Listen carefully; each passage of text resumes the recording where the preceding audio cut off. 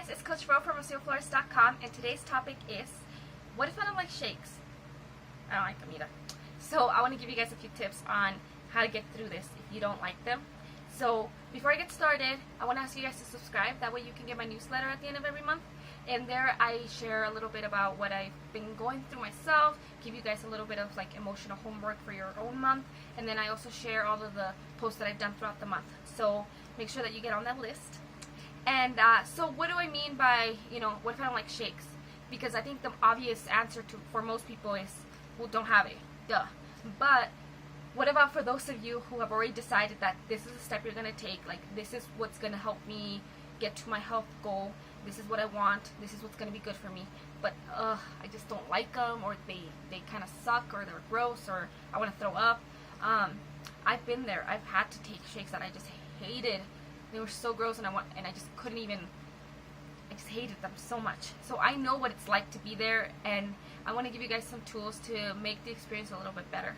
So yesterday I did a post on how to choose the shake, and so if you haven't decided that you're going to have one, go ahead and watch that first.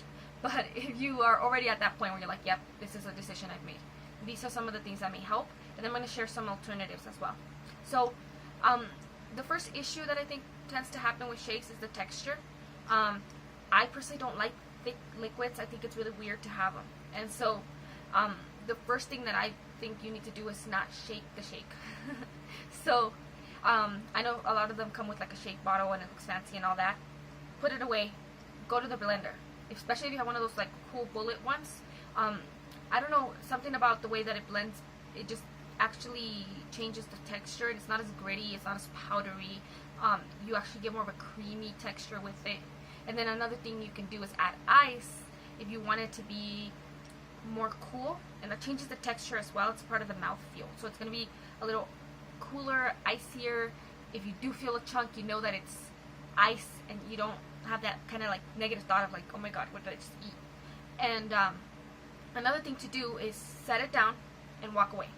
Go do your hair, go do your makeup, whatever you do in the morning to get ready, or whatever you're doing before the shake, and then come back to it and shake it again, because I don't know what it does, but it kind of like, it absorbs the water somehow, and then it just gets a much smoother consistency. It doesn't feel gritty. It has a better flavor as well. So those are really helpful for the actual texture of it. Now, when it comes to the taste, I know it's a little bit harder if you just don't like, a lot of them just come in like the chocolate, strawberry, vanilla. And vanilla is easy because vanilla goes with everything. Chocolate, if you love chocolate, some people are like really into having their shakes. They have it for fun, right? But there's some of us who don't like the milky flavors like that. Like, I'm not the biggest fan of ice cream, not the biggest fan of milkshakes. I prefer, I love Slurpees. I know it's mostly sugar, but I think I like the iciness of it. So one thing you can do is add fruit, and add tropical fruits or sweet fruits to change the flavor of it. It also slightly changes the texture to more of a icy kind of, more fruity, popsicle-y kind of texture rather than a milky ice creamy flavor. So mangoes are good for that. Strawberries are really good for that. Pineapple's good for that. And then you can also add vegetables. And vegetables are not going to be for flavor. Not going to lie about that. Those are to get more nutrients in. But it's a great place to hide the nutrients because you're already having to take something you don't like anyways. So you might as well throw in spinach and kale and cucumbers and other stuff in there. And you really can't taste them. Not any more than what the shake already tastes like. So that's a really good way to kind of get a little more nutrients and have less of the things you don't really want to have throughout the day in one go. So I hope that helps with the flavor part of it. Now, as far as alternatives, there's alternatives. And I've worked with a company before who didn't allow me to say what could be used as an alternative. I really hated that. I really hated the feeling of not being able to tell people that. And so now I expose everything. But you can do, it depends on, again, watch the video from yesterday and kind of figure out why you're taking the shake. Because, for example, if it's a protein shake, there are tons and tons of protein snacks that are not shakes. You can have hot cocoa, you can have soup, you can have mac and cheese, you can have bars, you can have chocolate, you can have pancakes, you can have cake, you can have frosting. I mean, there's so many alternatives, and I try to make a lot of different ones. There's ice cream, there's cookies, there's There's, you can get the perky jerky is like a really good one. You can get it at Walmart, and that has a really high ratio of protein to other macros, and it doesn't have a lot of stuff in it. And my husband loves that because he likes eating jerky. I don't like it, but he likes it, and so there's so many protein alternatives to a shake. So if you don't like it, and that's all you're trying to get at, it's a snack or a meal, then just eat that. Easy fix. Another thing is, if you're having it for, if you're trying to just get the convenience, you can make homemade shakes. And depending on how you make them and what you make them with, you might actually like them more. And so I used to recommend people, like when they were trying to get like a meal in, I would say to use soft tofu, because it's really creamy, and if you add other stuff to it, you can blend it into your own shake. You can use Greek yogurt because it's high in protein. You can use regular yogurt. Some people use, I mean, I wouldn't recommend cottage cheese, but I've heard people recommend it. Gross. But of course, you add your fruits and your vegetables in there. If you have a good protein source, a good dairy source, a good fruit source, a good veggie source, and some fat, you have a full meal. And it's really simple, and you get to choose what goes in it, so you don't have to choose to add powdery substances that are not, texture-wise the thing you want. Another thing to think about is if you're having a shake for the sake of the supplements that it has in it, so it's like a super shake, you can get those supplements in other ways. That's not that, the person selling you the shake's not going to want to say that to you. But most supplements come in pill form, so if it's easier for you to just take a bunch of pills, that's easier. Some of them even come in like a more of a juice kind of drink. You can even get juice protein drinks, but see, you can get everything in every texture. These days, science can do anything. So make sure that you look into other alternatives that are going to be easier, because if you're not going to like it, it's most likely you're not going to keep at it, and you're just not going to do it. Like, I've had shakes that I just really hated, so I didn't take them, and I didn't have the alternative supplements at that point, so I didn't take those. So another thing to think about, if you can't take pills and you can't take the shake, and you don't want to buy snacks and that kind of stuff, is to eat food. That is such a rare concept these days.